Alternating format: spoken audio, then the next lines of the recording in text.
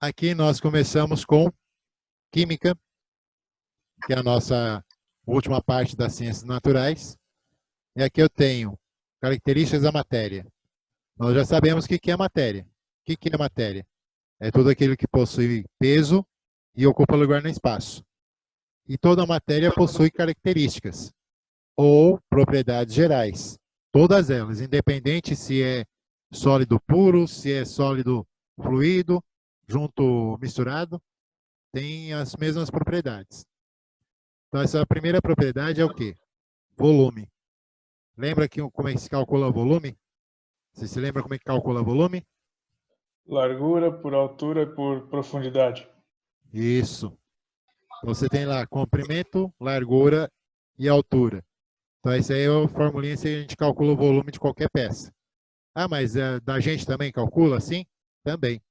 Você imagina o seu corpo como se fosse não um cilindro, mas um caixote grande e de pé. E aí você calcula qual é o seu volume, qual a sua área. Segunda característica, toda a matéria possui massa. A massa vezes a aceleração da gravidade dá peso.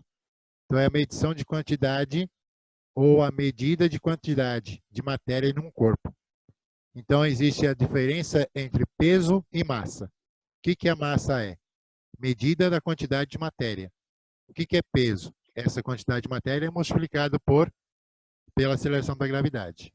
Atração é uma força agindo mutuamente entre partículas de matéria, tendendo a agrupá-las. Essa situação aqui, que está colocada nesse parágrafo, ele está mostrando para a gente justamente o quê? A gente atrai a Terra, e a Terra também, por sua vez, atrai a gente. Então, com isso, o que ocorre? A gente tem aqui a condição de atração. Tanto a gente atrai o objeto, quanto o objeto atrai a gente também. Nessa situação, o famoso Isaac Newton chamou de lei da gravidade universal. Quando caiu essa maçã na cabeça dele, que ele identificou essa situação. Fez os seus estudos, né? Fez a sua idealização. E isso acontece Terra e a gente, Terra e objetos, Terra, Lua, Sol e Terra, e assim vai. Tudo bem? Deixa eu ver quem está entrando. Patrick, seja bem-vindo, Patrick. Peso, a medida de gravidade universal. As forças de gravidade sobre um corpo que é chamada de peso. Chamada de peso do corpo. Indica quão pesado o corpo está. Isso aqui, em resumo, a gente coloca o seguinte. O que é peso? Peso é a força dada pela massa vezes a aceleração da gravidade. Então, você imagina isso aqui. Que se tem uma caixa, do centro dele para baixo, você tem a aceleração da gravidade agindo. Lembrando que a mesma aceleração da gravidade que nós vimos lá na física, age aqui também. 32 pés por segundo ao quadrado. Então, você vê a pessoa aqui na balança, a balança já tem um certo esquema dentro da base ali, que já praticamente anula a aceleração da gravidade. Ela dá uma eliminada na aceleração da gravidade.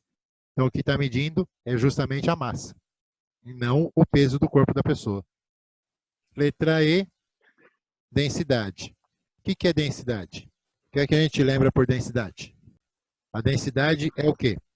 Densidade é a razão entre a massa do corpo e o volume que ele ocupa. Massa e volume. Então, você tem lá densidade, massa em libras, volume. Aí o volume pode ser pés cúbicos, pode ser... Bem-vindo, Lucas. O volume pode ser pés cúbicos, pode ser polegadas cúbicas, jardas cúbicas. Depende do objeto que a gente está mencionando. Então, na condição, o que a densidade vai dizer?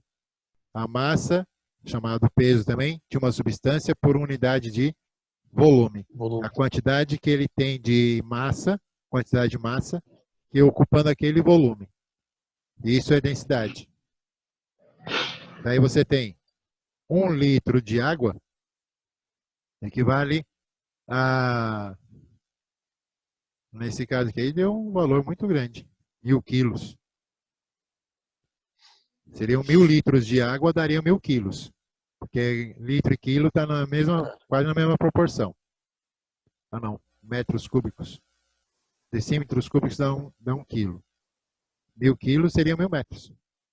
Seria mesmo mais que isso. Então aqui você tem as informações da composição de moléculas.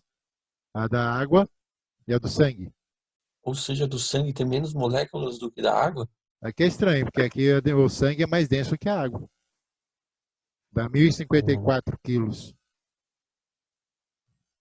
Ele mudou o desenho aqui. Esse aqui é do sangue e esse aqui é da água. Em relação então da a água é esquerda é do menos sangue densa. e da direita da água. Isso. Inverteu o desenho. Porque aqui, no caso, nessa formação aqui, deixa eu pegar aqui nesse caso aqui, a água, ela é menos densa que o sangue. Então ela tem menos compartimento. E o sangue, além do líquido, ela tem partículas sólidas. Então por isso que ele fica mais cheio de partículas ali dentro. Ele é mais denso do que a água. Inércia, nós já vimos isso lá na física também, Na física. é o quê? Deixa eu colocar uma palavra mais simples. Aqui já está bem mais completa. Um corpo em repouso permanece parado. Um corpo em movimento continua a se mover em velocidade constante em linha reta. Então, isso aqui, um jeito mais prático é: um corpo tende a ficar em repouso ou em movimento em linha reta, livre da ação de forças. É o jeito mais simples de lembrar dessa condição de inércia. Fica bem mais fácil. Vou achar a borrachinha aqui de novo. Porosidade. O que é porosidade para a gente? O que a gente vê como porosidade? Existência de poros. Essa é a existência de poros. Tem no corpo da gente, tem na parede, tem qualquer objeto tem poros. Isso é chamado de aqueles espaços vazios.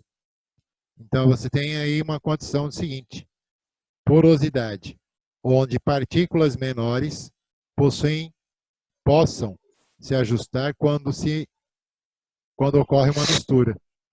Por exemplo, você pega uma louça para lavar. Você tem uma bucha, ela é cheia de pequenos furinhos. Por esses pequenos furos, a água entra, o detergente entra e se mistura com a esponja. Se espalha dentro da esponja. E com isso você consegue fazer a limpeza, fazer a manutenção daquele objeto. Uma parede. Por que a parede tem porosidade? Justamente porque internamente o ar tem que estar em constante pressão com o que está fora.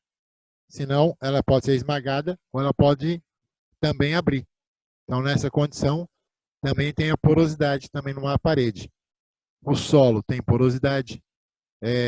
Qualquer objeto que você tenha massa, e você tem um comportamento de substância, ele tem porosidade. Impenetrabilidade. Significa que dois corpos não podem ocupar o mesmo espaço ao mesmo tempo. Então, no caso, eu não posso estar na escola e em casa ao mesmo tempo, certo? No caso, contando em prédios, são coisas diferentes. E também, eu não posso estar ocupando o lugar da cadeira. Eu não posso dizer que a cadeira está no espaço e eu vou estar ocupando ela só porque estou sentado nela. Pelo contrário, para eu estar ocupando o lugar dela, eu tenho que tirar ela do lugar e adentrar o lugar que ela estava. Aí sim estaria ocupando o lugar que a cadeira que estava usando. Então essa impenetrabilidade tem essa condição. Dois corpos não podem ocupar o mesmo espaço ao mesmo tempo. Até aqui tudo bem? Sim. Tá O tranquilo? único lugar que essa teoria não funciona é no metrô. Metrô e ônibus é complicado. Isso é verdade. Cada meio metro quadrado tá um lugar para você trabalhar lá. É confuso, é trágico o negócio. A bagunça. A matéria pode ser classificada como simples ou composta. Como é que você vê isso daí para você? O que é uma matéria simples? O que você Matérias. diria que é simples para uma matéria? Se você pega, por exemplo, uma colher de pau, que ainda é utilizada na culinária, ela é só madeira, não tem nenhum outro elemento. Um garfo, tem garfo que é só aço inoxidável, então é só um tipo de matéria. Já no caso, um elemento composto, já tem a matéria com dois elementos, aço e madeira, níquel e ferro. Então você tem essas situações. Então dependendo da situação, a matéria vai ser classificada como simples ou composta, dependendo da complexidade de sua estrutura. Então, do que ela precisar ser feita, de repente, para você não se queimar fazendo alguma coisa, você tenha um elemento, a colher ou o garfo, uma faca com dois tipos de matéria. Aço com plástico, aço com madeira, e assim vai. Matéria simples ou apenas elemento não pode ser reduzida quimicamente a uma substância mais simples. Então, se você pega um elemento que já seja só uma janela de alumínio, ela só tem alumínio, então não tem como reduzir ela a um boro, não tem como reduzir ela a um estanho, porque ela só é alumínio. Então não tem como reduzir a isso. Já se você tem uma matéria composta, você sabe que é aquela formada por alguma combinação de elementos. Então eu posso, por exemplo, água e poeira. A poeira, no caso, são partículas de terra que vem misturado junto com outras coisas. E aí você colocou ali. Você deixando decantar, aquela sujeira vai ficar mais pesada que a água, vai descer até o fundo, você retira a água e tem aquele elemento que estava sujo, que sujou a água ali. Então você separou dois elementos químicos, a água e a terra. Tudo bem? E aí você vem aqui, duas partículas básicas. Antes de a gente entrar nisso, até que dá para continuar na parte, nosso amigo Dalton, que nós vamos ver daqui a pouquinho, ele foi o primeiro. Acho que Todo mundo aí? Pensei que tinha caído um negócio aqui. Voltou agora. Beleza. Eu pensei, já caiu, mas nem começou a trabalhar ainda.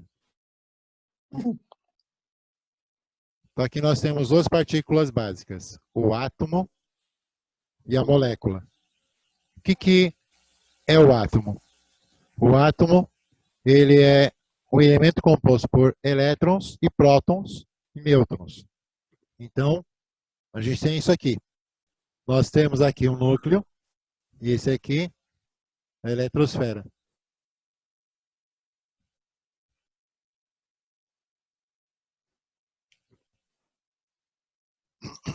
No núcleo nós temos o próton e o nêutron. Na eletrosfera nós temos os elétrons. Isso é a composição do átomo. E a molécula, ou seja, a gente está juntando dois elementos químicos para se formar a molécula. No caso, podemos ter dois elementos de oxigênio que se tornam uma molécula. Podemos também ter dois elementos diferentes que também formam essa molécula. No caso, a água é composta por H2O, isso é, dois átomos de hidrogênio com um átomo de. Daqui a 10 minutos vai terminar. Com vai cair mesmo. dois átomos de hidrogênio com um átomo de oxigênio. Oxigênio.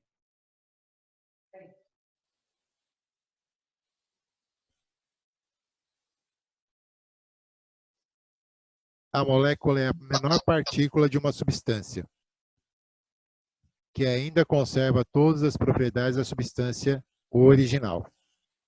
Então, é por ela que a gente tem todo o caminho ainda da substância em estudo. Então, você pega a água, uma gota de água tem as mesmas características de um copo de água, é a mesma coisa.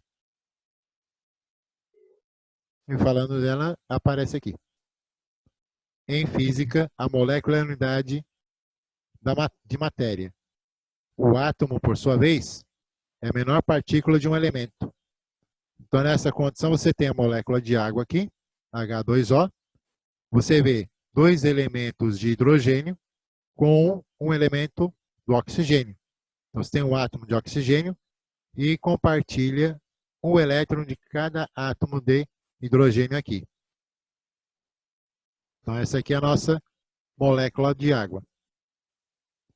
Quando Dalton começou a trabalhar com isso, ele pegou um elemento e começou a cortar, a diminuir até o máximo que ele conseguiu. Chegou no ponto em que ele não conseguia mais dividir. Então, átomo vem da palavra em grego, que quer dizer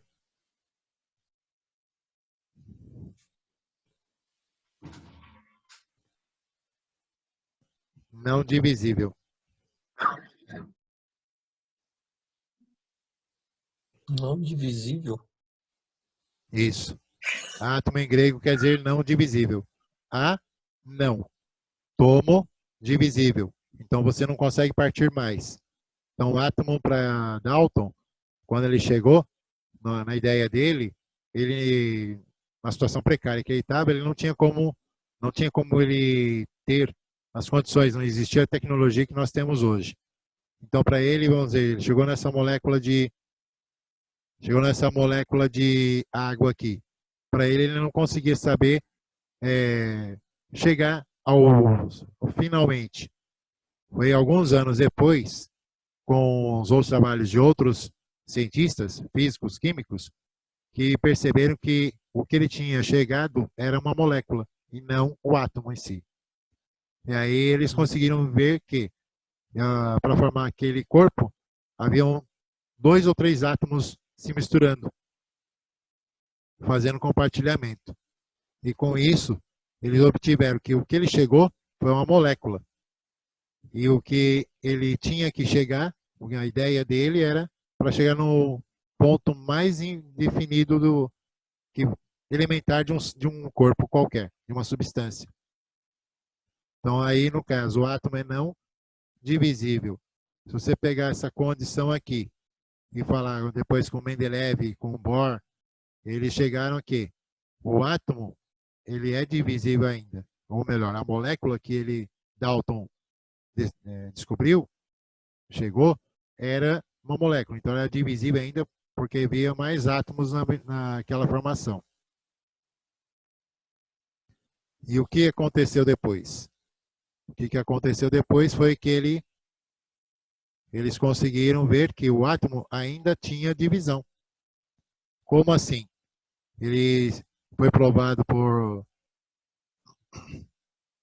uma pequena placa de ouro, uma fina placa de ouro que o cientista pegou, colocou ela dentro de um compartimento onde estava o anteparo e colocou um canhão de luz de umas partículas muito finas e começou a bombardear essa placa de ouro. Essa placa de ouro, algumas partículas passaram por ela, outras ricochetearam. Daí então que ele definiu que o átomo também é divisível. Aí como que ele definiu isso? Que ele tinha partes vazias, que é onde está a eletrosfera, e ele tinha parte do núcleo. Então a parte vazia por onde passaram os raios gama que ele enviou. E a parte do núcleo desviou esses raios. Então aí ele definiu o átomo dessa maneira, com uma eletrosfera e um núcleo. É depois que foi feita a produção da tabela periódica, que com a contribuição de Bohr, eles puderam trabalhar com isso. E quem fez essa descoberta com a placa de ouro foi Rutherford.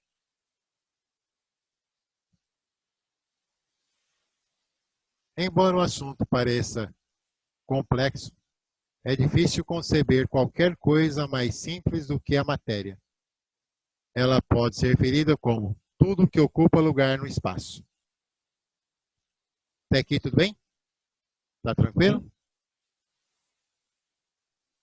Sistema de medida. Aí nós entramos aqui na condição. Quais são as medidas que nós vamos desenvolver dentro da condição da química? Elas não deixam de ser iguais que a gente trabalhou na parte da física. Os dois sistemas de medição mais comumente usados são sistema inglês, que ainda é geralmente usado nos Estados Unidos, e o sistema métrico. Então, esse sistema métrico é o nosso SI, que nós aprendemos no ensino médio, no colegial. Então, o que esse sistema métrico quer dizer? Eu vou trabalhar com metros por segundo para velocidade, metros para espaço, segundos para tempo, nessas condições. Os Estados Unidos vão usar pés, libras, jardas, vai usar segundos também, só que de uma informação para ele não se envolve muito questão do SI. Polegadas. Aí o sistema métrico é usado na maioria dos países europeus e então adotado pelas Forças Armadas dos Estados Unidos. O sistema métrico é normalmente usado em todas as aplicações científicas. No caso, você analisar isso para a questão de estudos bélicos, estudos astronômicos, todos eles utilizam um sistema métrico.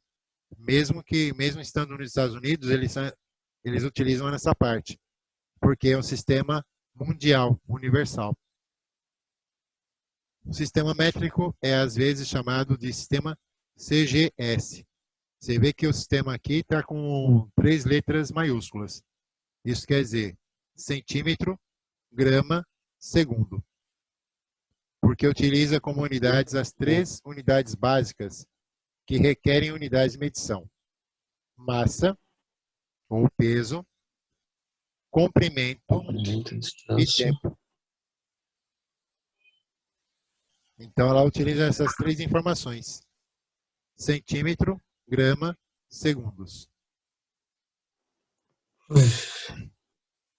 Que nem aqui está identificado: centímetro, para fazer o estudo do comprimento, grama, que mede a massa, e o segundo, que mede tempo.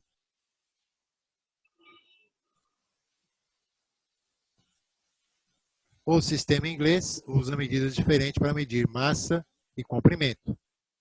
Aí entra libra, a unidade de peso, o pé, unidade para medir comprimento, e o segundo, usado para medir o tempo. Você vê que ele forma uma situação semelhante. Como no sistema métrico, usa o tempo igual a segundo. Daqui a pouquinho já vai cair. Último. Vai cair. Deve ter uns 30 segundos ainda. Então, vamos aguardar um pouquinho, que essa tabela aqui eu vou ter que dar uma boa passada para vocês sobre ela. Deixa ele cair e a gente começa de novo.